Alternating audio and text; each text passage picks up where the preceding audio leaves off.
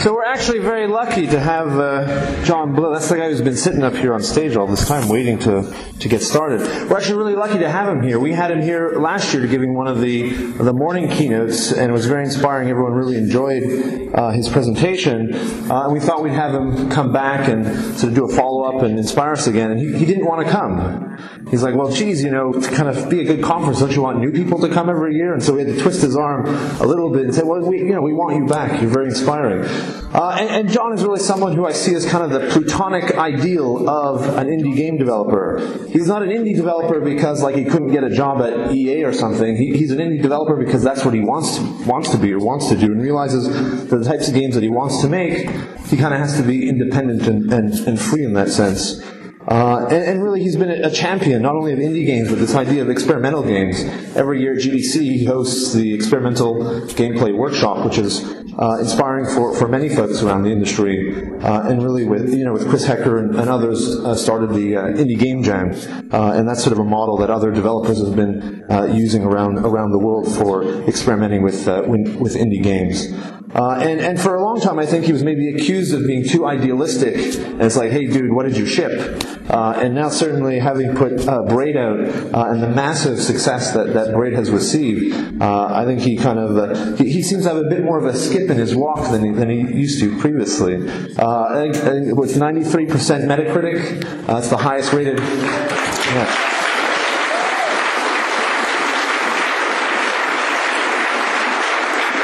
It's the highest rated XBLA title for sure, and it's kind of up there with the top 10, at least on Xbox, but certainly an awesome game. And so I don't really know what he's going to be talking about, but I'm going to be taking notes. So everyone, welcome John Blow back for a second year.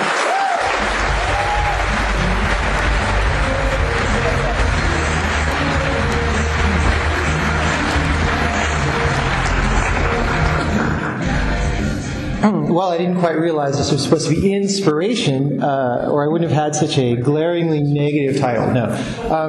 There is inspiration in here to be found for those of us who like to think about difficult problems. My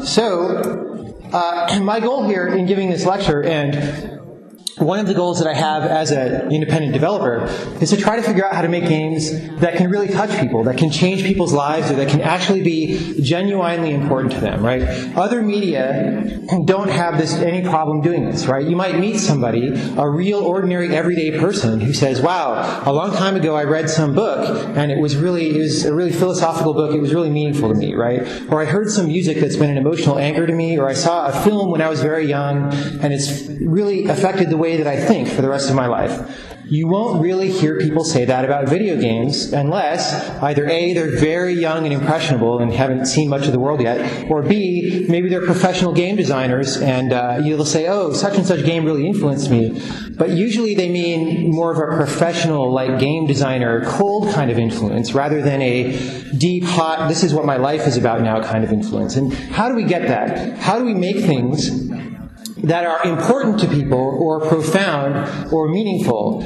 Well, that's too big of a question for me to answer, either in this lecture or elsewhere. But what I can do is talk about things that we do as a matter of course now that prevent us from meeting those goals, right? I believe that if we're going to make something that's deeply meaningful to people, it can't be fake, or at least overtly fake.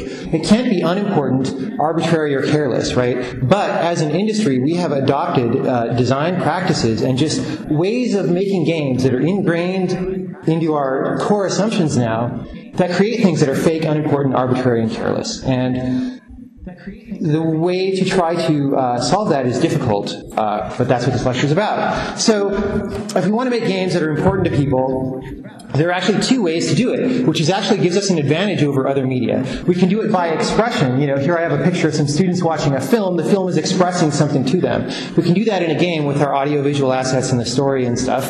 Another thing that we can do as a game that other media can't quite do is by introducing people to an activity, right? If you teach a young girl to swim and she becomes becomes really good at it or just enjoys it, that might shape the rest of her life, possibly in a highly positive way, right? And you can actually see a reflection of this in two different kinds of games that we have. On the left here, I have story games, right? These are games where there's often gameplay amid, milestones of story, like Metal Gear Solid 4 or Grand Theft Auto 4 and things like that. There are also activity games that aren't based on story, right? Something like Madden, you don't play that for the story, or Wii Sports or Pac-Man, right?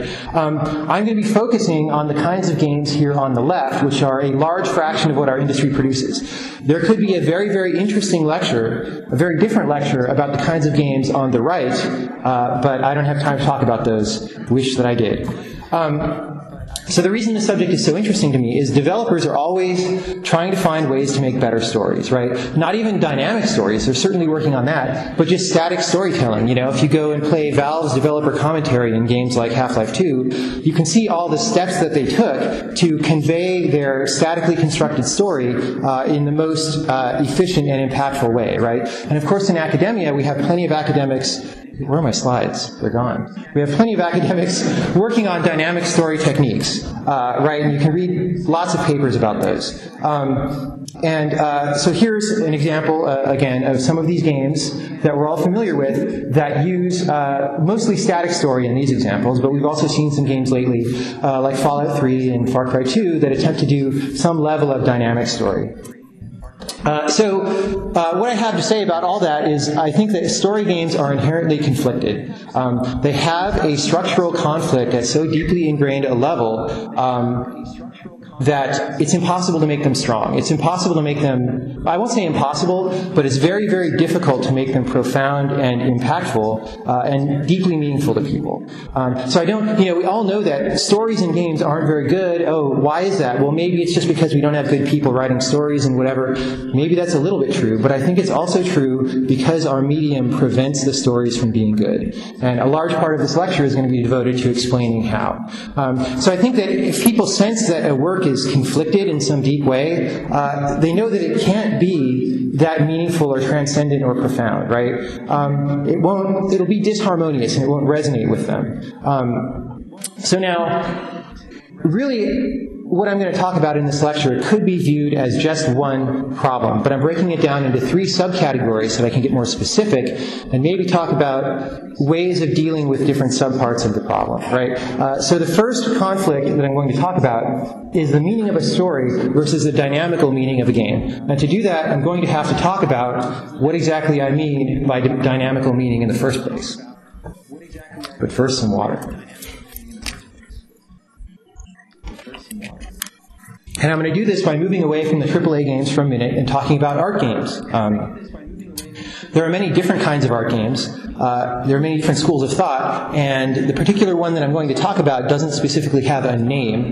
These tend to be very small games made by one person or a small group. They tend to be made in a short period of time with a low budget, so they have low production values. And the particular games I'm going to talk about today are interesting in that they communicate themes and ideas through behavior and their core perceptual primitives rather than through story and dialogue and words. And by core perceptual primitives, I mean the sounds that are made or the shapes and colors of objects on the screen. Now, AAA games with $20 million budgets do this kind of thing too, but it's mixed in with all sorts of other things. And when you make a game this small, you get a certain clarity that you can't quite attain in a large game that takes 3 years to make. So I think I talked about this last year, but a quick recap for those of you who weren't here. This is a game called The Marriage by a guy named Rod Humble. And the point of this game is to communicate what Rod's marriage feels like to him. It's a free download on the internet. It's very small. As you can see, there aren't any big graphical assets to download. When you start up this game, you just see the title of it, The Marriage. It fades out, and there's some dots moving around on the screen and a couple of squares. And the squares maybe catch your attention because they're moving away from each other. And you notice that when you move the mouse over one of the squares and move back toward each other. And so you see, I'm kind of a force of attraction between these two objects. And maybe, since pink is a very stereotypical female color, maybe that represents the wife in the marriage, and maybe the blue square represents the husband, and they'll come together, and then they meet, and then they move apart again. And what is that about? And, when they meet, the pink square gets a little bigger, maybe it's nourished by this interaction, and the blue square gets a little smaller, and what's that? And, So there's some dynamic that's unfolding as you play this game that is speaking to you about this marriage, but not in words. And the process of playing this game, whenever you come up to a new game, you have a process of seeing the first things that the game has to show you, decoding and understanding those principal communications. What's this game like? What do I do in this game? And this game overloads those initial steps with meaning. It loads meaning onto each perceptual primitive so that as you're figuring out how to play the game, you're also understanding the situation being depicted. Another game. So the marriage is a sort of very abstract. It doesn't feel that much like a video game. A lot of people who go to play it might not quite get it and give up very quickly. This game, Gravitation by Jason Rohrer, is much more accessible. When it starts out, you're in a place like the upper left corner there, except you can't really see very much. After walking around for a little bit, you realize that there's this big fireplace here, and there's this kid with a ball, and the ball is being thrown at you by the kid. And if you're in the right place, you can catch it and throw it back. And the music gets a little happier, and the world gets a little brighter as you do that, as you interact with this child. And eventually, you figure out that you can jump really high and even fly. And as you jump up, you can see and go into this maze in the upper right corner. Which is perhaps a maze of thought or something like that. And you find these stars, and the higher you go, the more stars there are, but if you're up there too long, maybe your mood will start to sink because you're too far from playing with the child. As you run into these stars, you can sort of collect them, and they'll drop down to the bottom of the screen, depicted in that third image, and become blocks of ice. And if you push those blocks of ice over into the fire, they'll thaw, and you'll get points. And you discover all this by playing, right? There isn't an instruction book. You discover that you can only push the blocks to the right, but not to the left. You find that the number of points on the block will rapidly go down, and so if you drop several of them and they become really hard to push, then you may get very few points for that, right? And there are these cold objects in your house that are hard to move, and you want to get them in the fire, but you also want to keep playing ball with your kid, and it's hard to do both at the same time, and what does that mean? And you can also run into a situation where you didn't plan things out well enough, and you've kind of made this wall of ice that stands between you and the child, and you can't get there. And now you're screwed because you can't score points, you can't push things out of the way, and you've just got to wait for things to melt, and your character gets really depressed. There are a lot of, for the small number of graphical elements and rules to this game, there are a large number of interesting, complex situations that you can enter into, and they're all meaningful. This is a free download from Jason Rohrer's homepage, and if you haven't played it, leave the lecture right now and go play it. So I think they still have the Wi-Fi turned on, right? So now Gravitation is a game that's carefully constructed out of behaviors or rules, and each of those rules have a certain meaning. Now, that's cool and all, but a consequence of that in terms of conventional game design is that if you decide to tune the game by adding or changing rules, suddenly you're changing the meaning of this work as a whole, right? So, if before I started tweaking it, this was very clearly a game about inspiration and creativity and manic depression and the balance between family life and work life, right? But maybe I decide this just isn't quite going to hook people. I want the player to feel like he has more agency. I want him to feel like he can score a little more and have a little more power. So I'm going to add a one-time use power-up that's like bullet time, right? It'll like freeze time or maybe slow it down tremendously, and I get super strength, and I can push 2 or 3 blocks into the fire all at once. And that could be very interesting, right? I might want to plan out when I use that. But whereas, in my opinion, if I'm some designer, I might think that makes the game more fun. I now have the problem that it makes the game less meaningful, right? Because what does that freeze mean? I invented it as a sort of gamer kind of operation for game design purposes, right?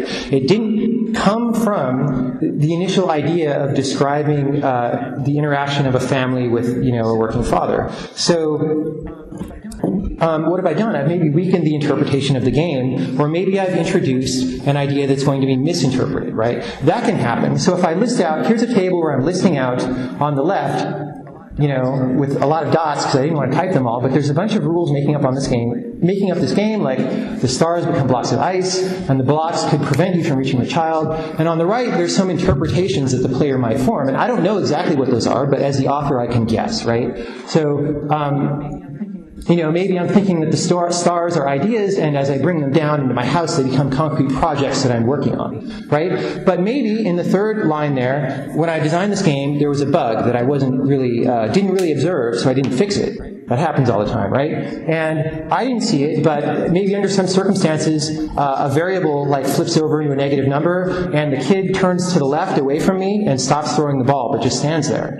I don't know that that wasn't intentional necessarily, so I'm going to form an interpretation of that bug and kind of try to fit it into the rest of that story formed by the rest of the rules of the game. That is plausible as long as most of the game has a strong structure, and it seems reasonable to me that this bug fits in with the rest of the meaning of the game. But as I add more and more rules to this, it becomes less and less like a meaningful crystal of a game and more like an arbitrary mishmash.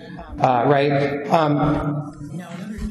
Now, another interesting thing about games, because they're code, all programmers understand this, but it should be understandable by anyone. By adding and removing elements from a game, you can turn any game into any other game, right? If I wanted to make gravitation more like Pac-Man, I could add some dots on the floor that you pick up for score, right? 1 point per dot, and then maybe I'll take away the gravity, right?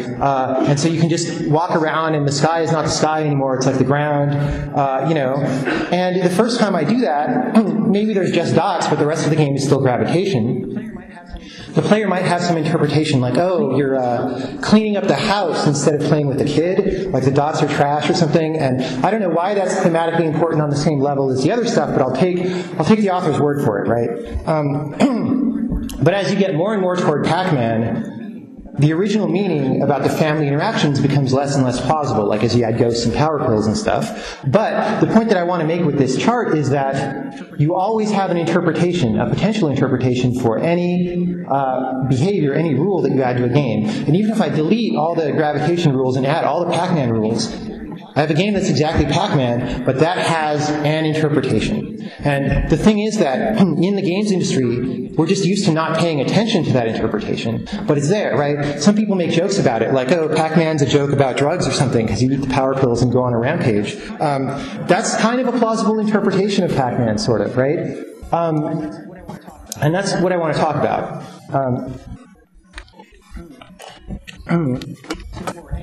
So for any game, right, any system comprised of behaviors, which I'll call a dynamical system, that system communicates something to the player, right, whether you, as the author of the game, intended to communicate that thing or not. And you're not even in control of what it is because the interpretation's subjective, right? This is just like any form of art, right? I'm just restating this for games, but I'm saying that the gameplay does this, right? It's not necessarily just the story or the visual assets, okay?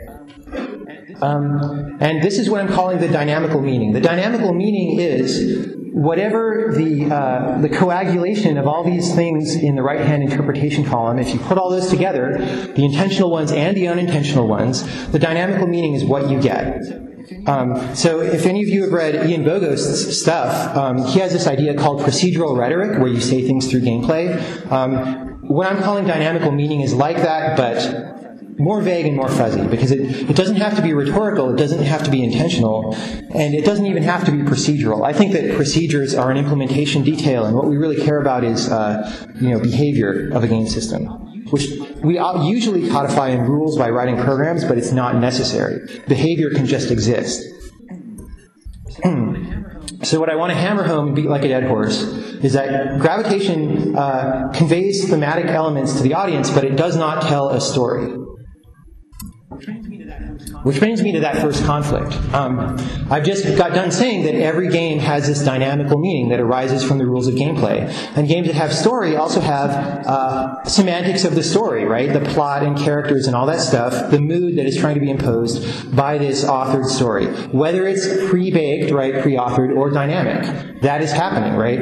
And conflict number one is that when we make games, designers are not used to thinking about this dynamical meaning, right? They kind of ignore it, and their main concern in this kind of situation is making a catchy story that players are going to think is cool, with compelling characters maybe, and they care about the gameplay too, but they want the gameplay to be fun, right? And I put fun in quotes because nobody actually knows what that means. Sometimes people pretend they do, but they don't, and but we need to use that word, like as a matter of day-to-day existence in the game industry, right? We all know what fun is, even though we don't know what it is. So the point, though, is that the story and these fun game mechanics have separate meanings. Those meanings will often clash unless we work very, very hard to make them coexist.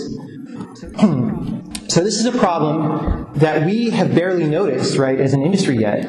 But it happens it happens all the time, right? Because we're not paying attention, and it's a problem that other media that are mature do not have, right? If you're a director of a film, and a large part about the film has been focused on some character that you want the audience to empathize with, and then at some point that character dies, and there's a funeral where other characters in the film who cared a lot about the dead character now are paying their respects. And it's a very sad kind of scene. Then when you go and you have the musician, score that scene, you don't want him to play happy carnival music, right? Because it'll destroy the mood that you're trying to set with this funeral, this somber, touching mood, right? Unless you're David Lynch or something, you might do that on purpose to unsettle the audience and make them confused, right? Or make them feel very strange. But normally we don't want to do that, right? We only want to do it if we really mean to do it. In the games industry, we do that. We have like happy circus music over every funeral all the time, and we're like deaf and we have no idea what we're doing. So I'm going to talk about, I'm going to get less abstract and more concrete and talk about how this manifests in a couple of popular games. The first one is Bioshock, and again, I talked about exactly this problem last year, so I'm going to skim it really fast, but there are these little girls called the Little Sisters in the game who have been kind of manipulated in very unhumane ways by a corporation, but as a result of that, they have a resource that's very valuable to you because you're living in this rough world and you need to survive and get stronger, and this resource will help you get stronger. And the story, right, the voice acting and the animation and all that of Bioshock presents to you this supposed dilemma that you need to kind of kill the Little Sisters, or at least some of them, and take away this resource that you can be strong and survive, but at the same time, you want to care about them because they're just little girls who don't deserve to be mistreated. And so you have this decision: do I be altruistic and take care of them and save their lives, or do I do what I need to do to make it through the game and survive, right? So the game is trying to say that, but at the same time, the designers of the game felt it was important for the game to be balanced, right? And for the player to be able to survive through the game regardless of what choices he makes, right? So they built in some game rules such that no matter what you do to the Little Sisters, you'll always get about the same amount of the resource with a very small token difference. And game players notice this very quickly, and it feels weird. It feels wrong, right? Because on the one hand, the author of the story says, these little sisters are very important and you should care about them. And on the other hand, the author of the game design says, well, you can pretty much do what you want. It doesn't matter either way. Just go for it, man. So that might work. That might work well enough to do like a marketing campaign or something like, oh, there's a big ethical dilemma. But, is that going to stand up 20 years from now or 40 years from now as like a great, touching, profound moment in video games? I don't think that it will. If it does, then hopefully I am not in video games at that point. A different one, right, Grand Theft Auto 4, has all these girls that you can go on dates with around the town when you're tired of going on shoot-'em-up missions. You can actually go on dates with the guys too, but it's totally not gay. It's like cool and stuff. And most of these girls you can progress the relationship by going on several dates, and you'll eventually have some gameplay effect as a result of building that relationship, right? One girl might help heal you if you're in a troubled spot, right? Another one can call the DA and get the police to stop chasing you. All except for this one girl, Kate, who doesn't do anything. But you expect her to at some point. So you take her out on dates, 3, 4, 5. These things take a long time. You've got to go to the bowling alley and like do something and go play pool. And it gets tedious. And you're like, Kate, like do something besides just say some canned piece of dialogue. But nothing. She'll never do anything interesting until at some point late in the story, spoiler alert, right? Not that the story, yeah, whatever. So there's this wedding where your cousin and some other girl are getting married, and your main character, who you've been playing and are supposed to be identifying with for the whole game, is talking to him and he's like, yeah, there's this girl, Kate, who I really like, who I want to invite to the wedding. And as a player, you're just like, No. Kate is the game designer taught me, expressed to me, that Kate is the most boring character in this game who I have no reason to be with. And yet the person authoring the story decided that exactly the opposite was true, and that a pivotal moment at the end of the game was going to revolve around whether Kate lives or dies, right? So two people are trying to teach you two very different things, and they didn't notice, or they didn't quite understand. Maybe they made Kate non-functional on purpose so that you wouldn't use her, but that just means that she's irrelevant, right? That she has no semantic meaning in terms of that dynamical meaning that I was talking about. So that's a clear conflict. I was going to do one from Half-Life 2, but I cut it for time reasons. If we do questions and anybody cares, we can talk about that. There are a lot of conflicts in a lot of games. Like I said, this is a widespread problem in the things that we make. I don't mean to pick on these particular games, except that I intentionally chose 3 games that are very highly rated and very financially successful, because I don't want to pretend like the problems I'm talking about are somehow preventing these games from being blockbusters, right? That's not at all true. But what is true, I think, is that these kinds of problems are preventing them from being coherent artistic works, right? From being meaningful, at least to me, and hopefully to a lot of people, right? Okay, so what I've said is there's this conflict between story and the dynamical meaning. How do you resolve it? Well, you might cut the story from the game, you might cut the dynamical meaning from the game, or you might make the two work together, right? Those seem to be the exhaustive list of what to do. So part A, don't use the story. What does that mean? Well, maybe you're building something like that game Gravitation or like The Marriage, but does that confine you to really small art games, or is there a way to scale that up until you're doing that kind of expression through, core gameplay elements and core AV elements at a $10 million scale or a AAA game scale that people are going to buy instead of GTA 4? I have no idea how to do that, right? Hopefully, maybe somebody will think about that, or maybe we'll eventually, sometime in the future, come to a time when people play 10-minute games or 20-minute games and feel fulfilled because of that, or 1-hour games or 2-hour games. I don't exactly know. But if we wanted to start to think in that direction, how do we do that? Well, what does a story do for people, right? And can we do the things that a story does in a way that does not involve story, right? Well, a story gives you interesting mental stuff, right? You want to know what happens next. You want to know what happens in the characters to the story. You want to know what they think about each other or what they're going to do to the environment or each other, right? Because we're kind of hardwired to think people are interesting. And a story also helps establish lower-level themes and moods that help just supply interest, right? So can we supply that kind of interesting mental stuff without a story? I don't know. I would like some people to work on that. I would like to work on it myself. And I'm not sure that that's the direction the industry is going to go, though, because I described Gravitation as like a little gem that's hard to construct. If you're going to scale that up and up and up, you're talking about something colossally difficult to construct just to get that same mental interest that you can get from putting a story in, right? But any dumbass can write a story for a game, and as you have seen from playing our games, a lot of dumbasses do. So, if an industry as a whole, individuals can take a hard problem and work on it and do something awesome, right? But whenever you look at an industry as a whole and a bunch of people who just want to make money, the trend is going to be toward the easier thing that has the biggest payoff, right? And that's where it's going to go, is story in games. So I'm not pretending that we can make large-scale games without story. I'm just saying I wish we would. The other option is not to have your game have a dynamical meaning. Well, I said that that's impossible, but what you can do is maybe make sure that there's no parts of the kind of fuzz out the dynamical meaning until it's in the background, like it has magnitude 0 and doesn't interfere with your story. Then you could maybe have a strong story, except for the points I'm going to get to later in the lecture. That could be possible, but that kind of devolves to case C, managing the dynamical meaning, which I'm going to talk about in a minute, because it always exists. It's just getting it down to 0 is like manipulating that meaning vector in a very specific way. But also, if you do that, if you say, I'm going to cut all the dynamical meaning out of my game, then you're essentially giving up on the idea that that gameplay can have meaning that was profound, right? Profound and meaningful was a target I set at the beginning of this lecture.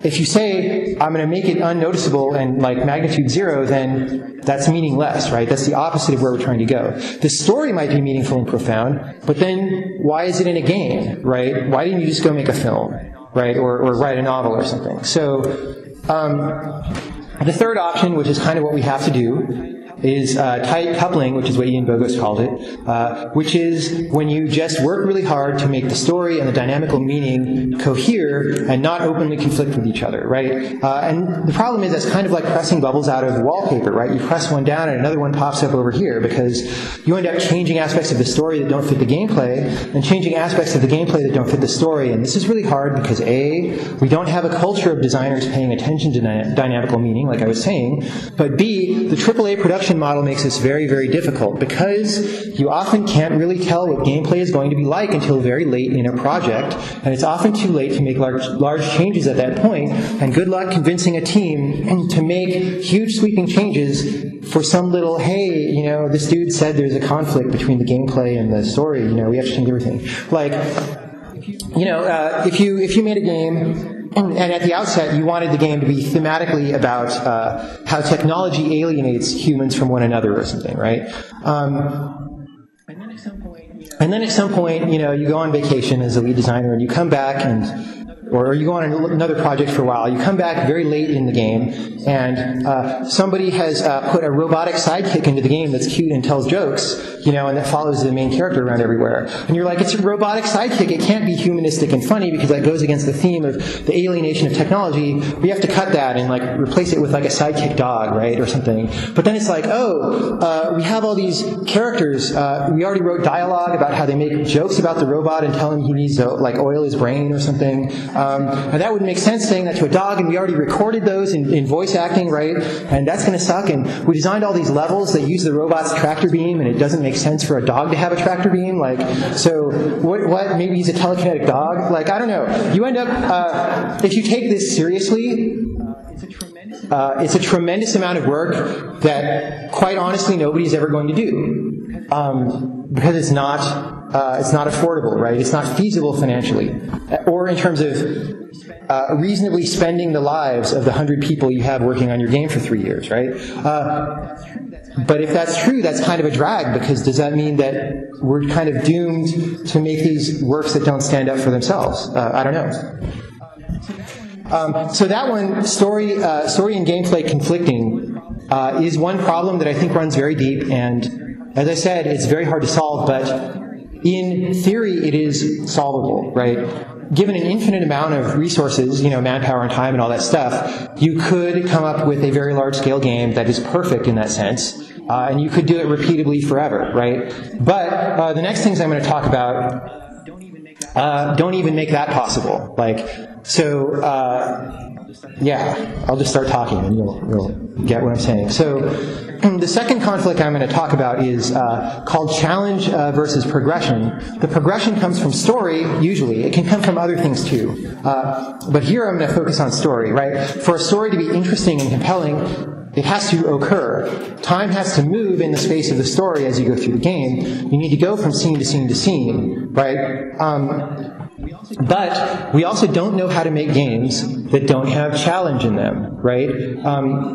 There may be other ways to keep people interested in playing a game, but right now we do it via challenge. Why challenge? There's a lot of people who will try to explain that to you, maybe as we evolved, we kind of worked in this instinct for play in order to help us be more suited to real-world circumstances later when the playing helped us practice. That could be true, but there's a more fundamental reason, I think, that doesn't require as much supposition, and that's just that if there's a challenge in a game, it's a very obvious way of communicating to you that your interaction with the game is meaningful, that it's important, right?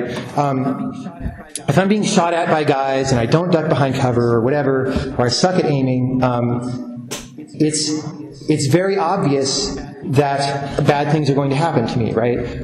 So it's very clear that if I don't do the right things, there are consequences. And that's just a fundamental thing about game design that we do by reflex, and we kind of ignore that basic fact of clarity of consequences, but it's very important. Now, the problem is that for story to occur, it has to keep proceeding to the right, which I've illustrated by drawing this arrow to the right. And the problem is that challenge is more like a friction force, right? Challenge is about preventing you from continuing in the game unless you meet some bar of performance, right? And story and challenge work against each other. No matter how hard you work on a game, well, no matter how hard you work on a game, if you've got a story in the traditional way, and you've got challenge elements in the traditional way that we use them, it's structurally unsound. It won't stand. Like, they work against each other. To put it a slightly different way, we often give story out as a reward, right? Like, hey, you got through this certain part, and we'll give you the next cutscene, right? But challenge is about withholding that reward until you deserve it, right? So the story, when left by itself, would just go till the end, but the challenge is saying, no, the story can't go.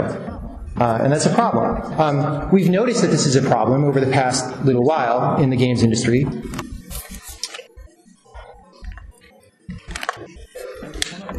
And we've come up with one solution that a lot of games seem to try to implement, which is to replace real challenge with faux challenge, right? So taking this big arrow, which represented a lot of friction force from challenge, replaced it with a very small arrow, and then a big dotted, like, we're pretending that the big arrow is still there, right? And what these games do is try to seem like there's still a challenge, but actually make it very easy, right? It's the dramatic presentation of non-difficult things as difficult. This is what games like God of War and Fable 2 do. Like, there'll be a lot of enemies that run up and surround you, and it's a big battle scene, but really you just like hit the button a couple times and a lot of them die, right? So you feel like you're fighting, but you're not really fighting. It's like pretend fighting. Another way that this is done is dynamic difficulty adjustment, right? Where instead of requiring the player to increase their performance to meet some bar of difficulty, right, you lower the difficulty bar until the player can walk over it. Now, an interesting thing to note about this is that we can't actually use DDA or the dramatic presentation of difficulty. We can't actually use that to shrink this blue arrow all the way down to 0. Because for this big dotted, like, empty balloon of portrayed difficulty to exist, it has to have something inside, right? And if we take away all of the challenge, then people will see that, right? And they'll lose the sort of suspension of disbelief in the game. I would maybe more call it suspension of value system. So we all know when you read a work of fiction, you know that the characters in the book are not real, right? But you choose to invest in them as though they were real for a little while so that you can be enthralled by the story. Right, so that you can care about what's going to happen next to them, right? There's a similar thing that happens in games. Like I said, challenge makes you feel like it's important what you do. You know when you sit down to play a game, it doesn't really matter that much what score you get or whether you make it to the end or something in the context of your external everyday life. However, we willingly put that aside and pretend like this game is really important for the duration that we play it. But that's only possible so long as the game is also complicit in that pretense that it's important. And if we let this arrow fall to 0, we lose our main method of keeping that pretense up. And the last thing I have to say about faux challenge, remember that list at the beginning of this lecture of ways not to be profound, right? Being fake was at the top of the list. So you may be able to be entertaining, right? You may be able to give somebody a power fantasy or make them feel strong or feel cool, but I don't think you're going to change somebody's life through faux challenge, right? It's not going to be that deep. People will feel that it's a surface thing. And lastly, I feel that challenge is actually very precious and that we misuse it. Challenge is one thing that games as a medium can do much more directly and much more extensively than any other medium, right? A film or a novel can be challenging, or music especially, I guess. We have the most examples of challenging music. In that, you need to have a lot of education to understand it, or you need to invest a lot in trying to be there with it, right? But in games, we can directly feed challenge to the player and have them respond instantly all the time, right? So challenge is kind of our domain, and we ought to acknowledge that and understand that and treat it as precious, because if we're going to have a place in the world of art alongside other media, we have to play to our strengths and use them effectively. And we're not doing that right now. We're wasting it, and it's kind of a shame.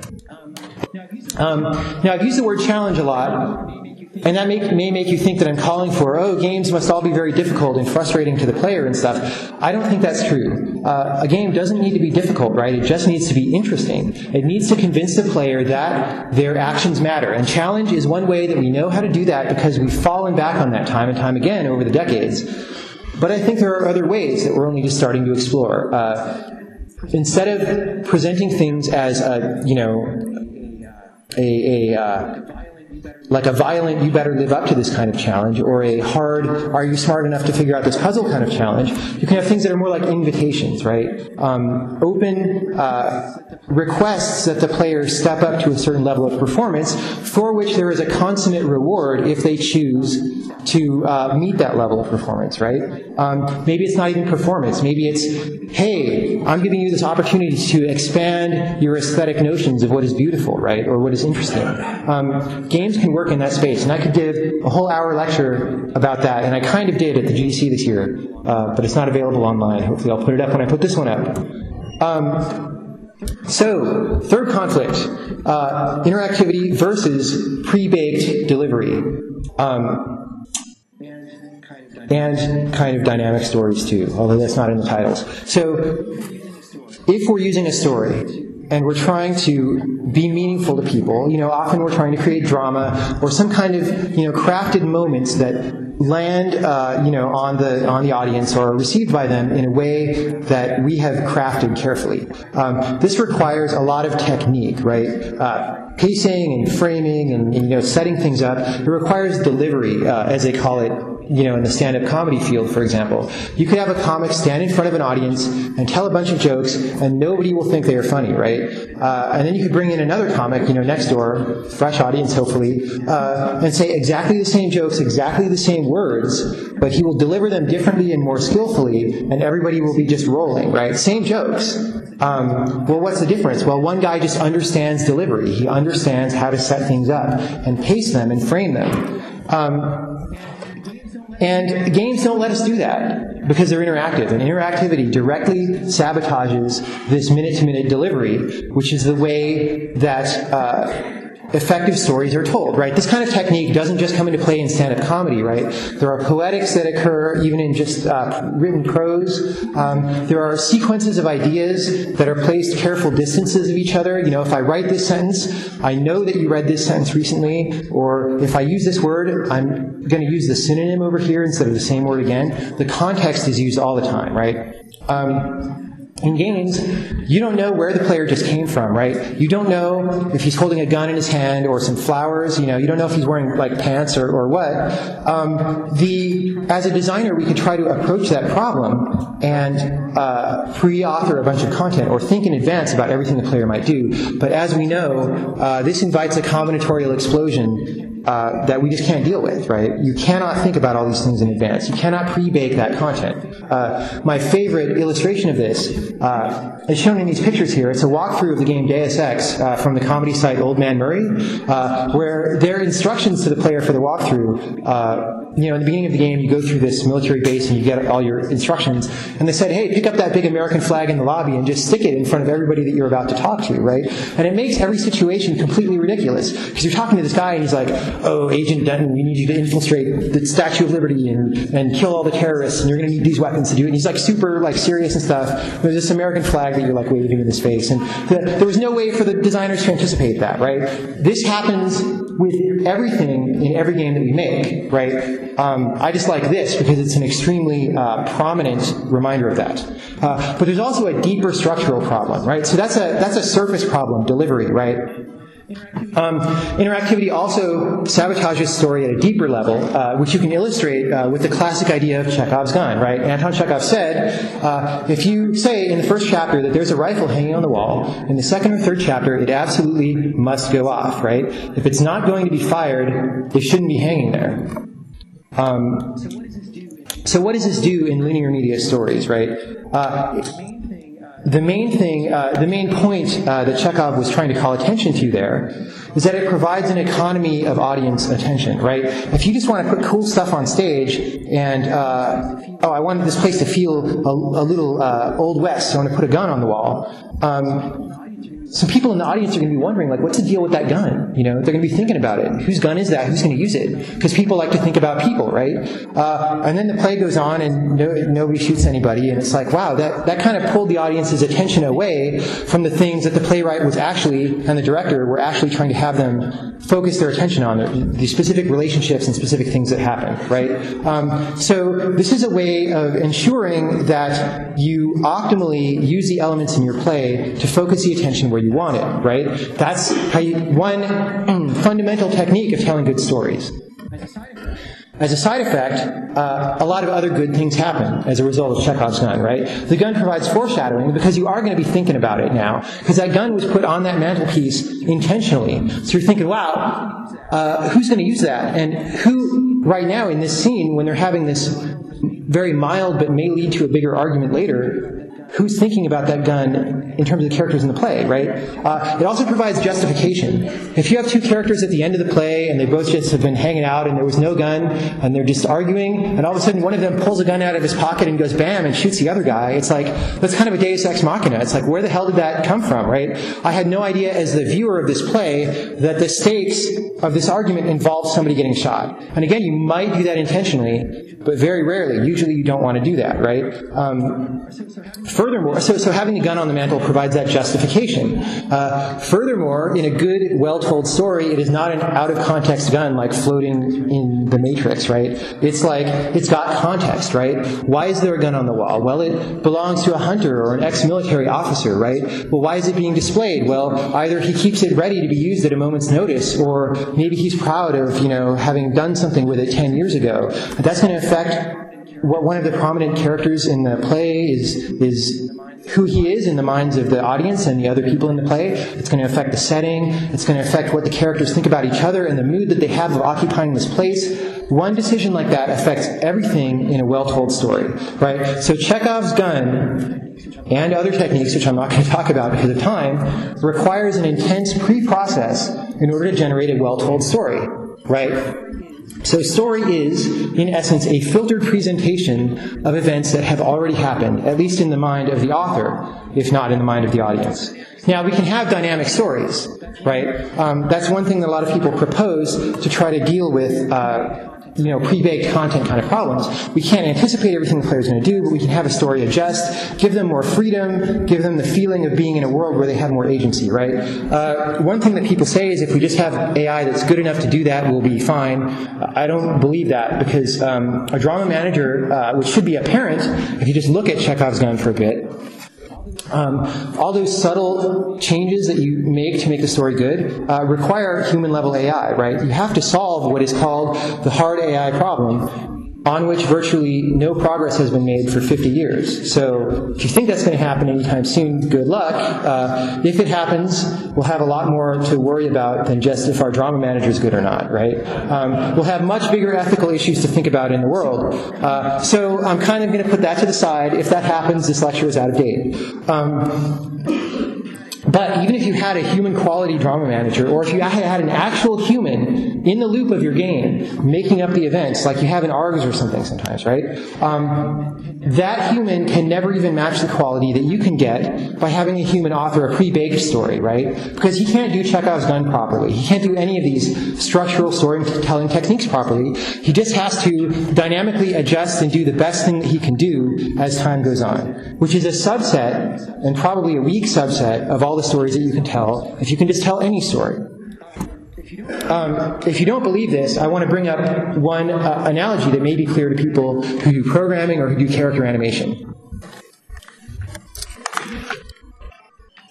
It's well understood in the world of animation that movies are always going to have better, more impactful, better-looking animation than games will, right? And the reason is because movie animation is done in a pre-process. If you have some guy walking through a desert and he steps on a rock and his leg kind of twists funny, which happens all the time in animation tools, right? If you're making a movie, you're like, oh, cut that, rewind a few seconds. Let's have him put his foot down in a slightly different place. Or if that looks awkward, if he doesn't look cool walking like that, let's just cut the rock out of the scene, right? Put it somewhere else, make that piece of ground flat. You can't do that in a game, right? But in a game, if that rock's there and you saw it there and the guy comes over to step on it, his leg's going to do what it's going to do, right? And you can't filter that in a way that will enforce your story in the way that you can in a film, right? So think about that conundrum there and just apply that to dynamic story versus static story. It's exactly the same issue. So to recap, here are the storytelling techniques we inherently suck at. Foreshadowing, justification, pacing, poetic and tonal adjustment of words for the context of previous words, which is part of that delivery stuff. Because we're so audio-visual in games, vocal emphasis and body language is not just, pre-baked stuff like that would be tuned by dynamic story as well. But the last thing, which is maybe the most important, is importance, right? If a story is just made up by an AI drama manager, I just don't think that it can be as important as something that some person sweated over, for 2 years, like squeezing blood out of a stone, trying to explain to you this thing that meant something deep to him, right? It's a different class of story. It's just not going to be as important to me. And if it's a static story, right, if it's pre-baked, it can't be that important because we shoved all this gameplay in the middle that interferes with it, right? If it was that important of a story, if it was that compelling for me to tell you this, then I would have told you that in a linear medium where the gameplay doesn't detract from it. Okay, so I can be any more abrasive. Dynamic stories are pretend stories. They're poorly structured, poorly delivered. Whether they are pre-baked or dynamic, game stories will always be awkward second fiddle to the stories told by linear media. They will always do it better than we do because we are interactive. Now, at the beginning of the talk, I showed a few of those games where the story is kind of part of the core value proposition, right? Like in Metal Gear Solid 4 especially, like the gameplay is kind of something that you buy the game for, but the big story, like what's Solid Snake going to do and what's going to happen to him is a big reason why a lot of people buy that. If that is our core value proposition going into the future with our biggest money games, then our core value proposition kind of sucks, right? And it'll make us money, but it won't let us touch people authentically and deeply, right? Because we're not being authentic and deep. We're not allowing ourselves to do it. So I'm back to what I said originally, like I've come out all anti-story here, and I personally would like to find an effective way to not use story in bigger games or in more compelling games. And I don't know how you scale up gravitation to the size of something like Metal Gear Solid 4, but I'm interested to try. And I welcome anybody out there who likes hard problems to try too. Another solution to this problem is to just take a very different approach to story, right? So Steve Gaynor, one of the designers for Bioshock 2, said this on his blog. Video games are not a traditional storytelling medium per se. The player is an agent of chaos, making the medium ill-equipped to convey a pre-authored narrative with anywhere near the effectiveness of books or film. Rather, a video game is a box of possibilities, and the best stories told are those that arise from the player expressing his own agency within a functional, believable game world. So in the worldview that Steve is expressing here, it's not so much when you make a game that you're going to try to present a story to the player. You're rather giving them something with which they can create a story either for themselves or their friends, right? And this is a way, Will Wright has given lectures before where he talks about this is one of the things that people find valuable about The Sims, right? They like to tell stories to other people and make presentations about what happened to their Sims. I don't know exactly where that worldview fits in terms of attempting profundity or attempting deep meaning, but, maybe there's somewhere to go there.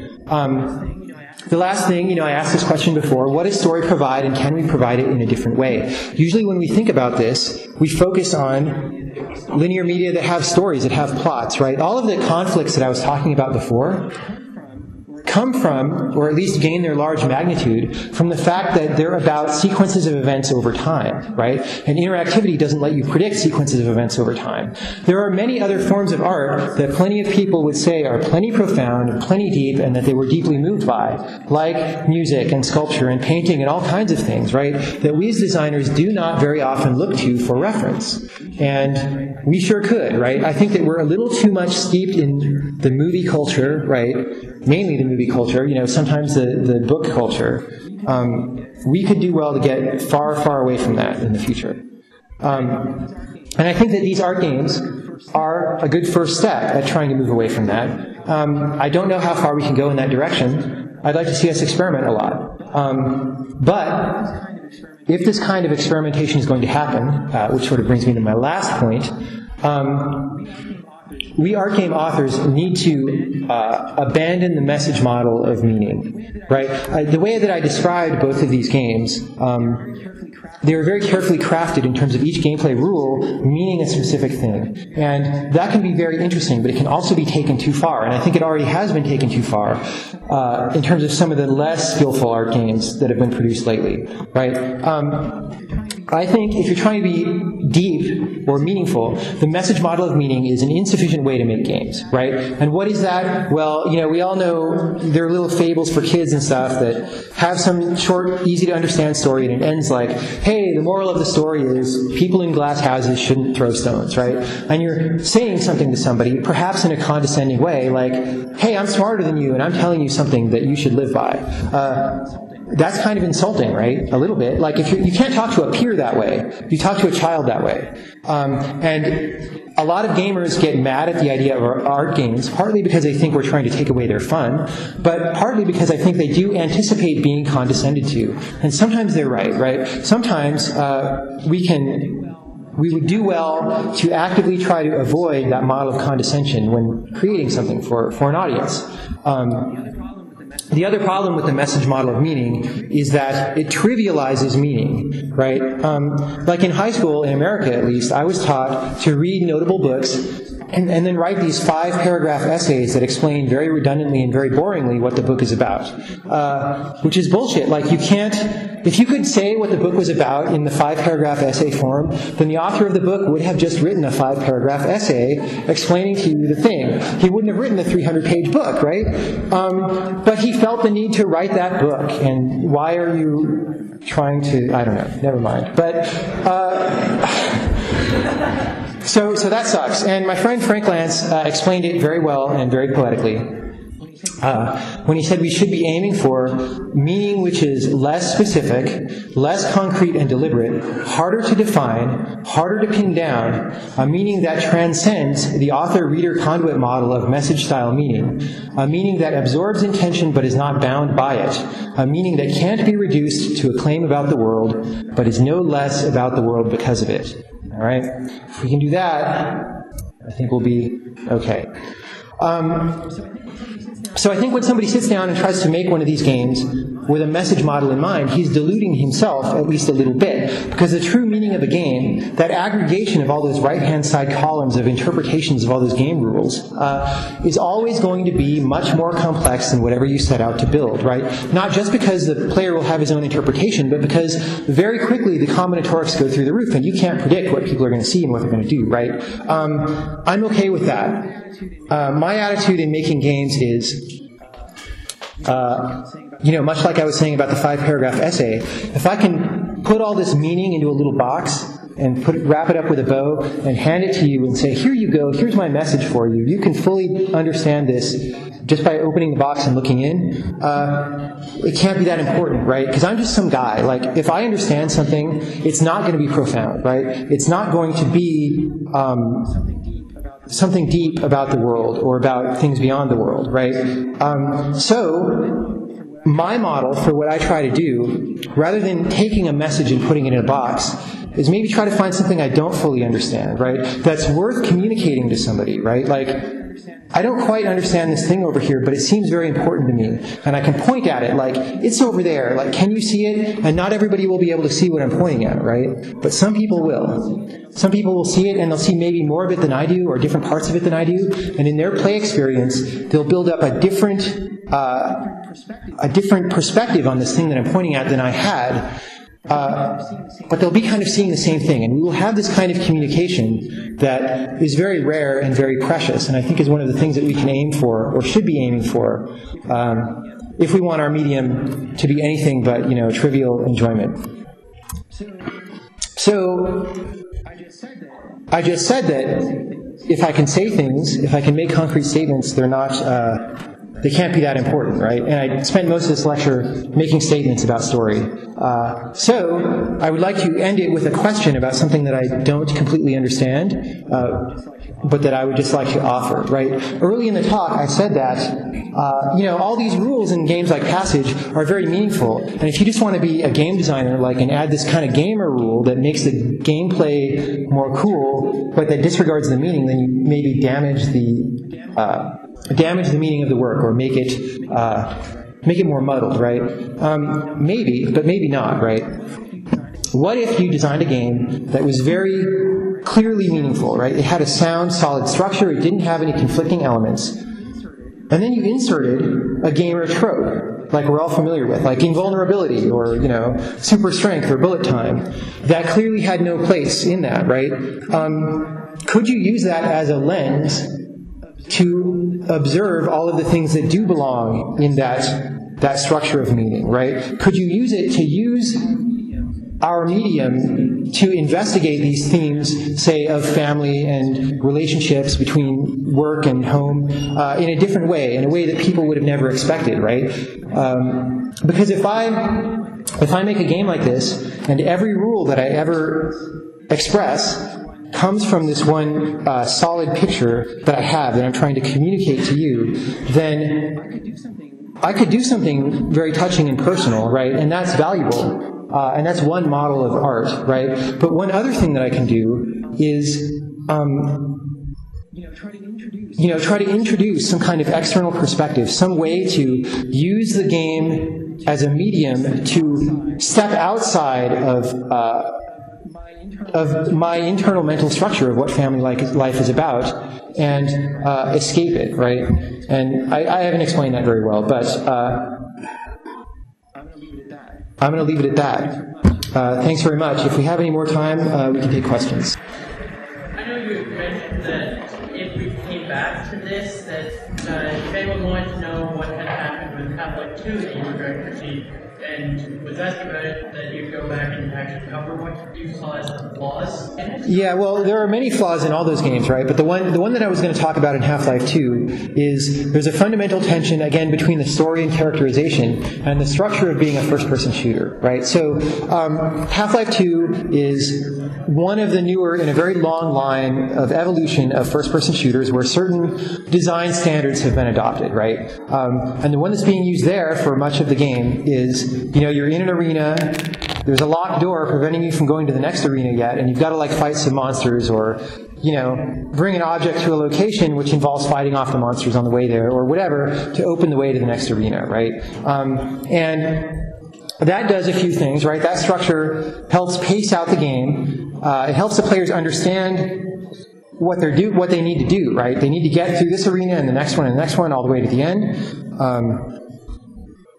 And it helps provide structure to balance the game, right? So when you enter one of these arenas, or say you have this fight, I don't know how good of a player you are. I don't know what difficulty level necessarily you're playing on, and how good that level is for you, but you're going to get a little different level of damage and hurt and use a different amount of ammo. I can put ammo on the other side of that door, and you can't use it in this fight, so there's some challenge. But as soon as that door unlocks, you'll get replenished, right? So it provides structure to help me keep the level of challenge appropriate, right? The fact that you can't just walk to the end of the game. So this is very rigid first-person shooter structure happening. At the same time, and then one more thing to say about that is, you as the player have this idea in your head about what it means to be a good player of this game. This is kind of a competitive game, even single player, right? If I'm good, it means I'm not getting hurt that much, I'm not dying, I have high health, I have a lot of ammo, I'm getting through these areas really fast, I'm killing these guys fast, and I'm going to get toward the end of the game because I'm going to beat the game, right? That's what it means to be a good player of this game mechanically. It's what the game mechanics are teaching you is important. So you get to one of these locked doors and you're like, man, I can't wait to get on the other side of that door because it means I'm good, because I'm getting further, and it means I'm good because I've got all these riches in terms of ammo and health and stuff, right? So that's all the game mechanics. The story is like, hey, there's this Alyx Vance hot chick who we want you to empathize with, and to accompany you through the game, and we want you to feel things for her. So we're going to have some kind of touching dialogue that happens, and maybe she'll tell you some other things about the world, about what happened while she was away, and talk to some other characters and things to try to establish more story. She's like traveling story to go with you, right? Now, these elements of story can't happen during the firefights, right? Because they don't know where you're looking. You're not going to be able to hear her because your machine's going off and it's really loud, and there's like, an alien beast jumping at your face. You're not going to be paying attention to what she's saying, right? So they have to, these story elements, large downloads of information and attempts to get you to care about the character have to happen between firefights, right? And what's between firefights? Those doors that you want to get through. So one of Alyx's things that she does in Half-Life 2, especially the episodes, is she unlocks that door at the end of the arena, right? But she can't just go unlock it because she's got a monologue to deliver, right? So it's like, oh man, the door's jammed. Let me try and figure this out. By the way, did you hear that Dr. Kleiner got a new girlfriend, blah, blah, blah. And she's just talking and talking, right? Or it'll be like an elevator that takes an hour to get to the floor, and you're like, shut up, I want to get through the door, right? In terms of the game mechanics, all you want is to get through the door and get the things. You worked really hard, right, as a player. You took damage to get this reward that you know is on the other side of the door because you've been taught by the repetitiousness of the game design. And Alyx is actually, even though the writers of the story and the animators and stuff are working really hard to get you to empathize with her, she's standing between you and your goal at every waypoint. So that's the fundamental tension. Thank you. Sure. You can see why I cut it. It's a really long explanation. All right, thanks very much.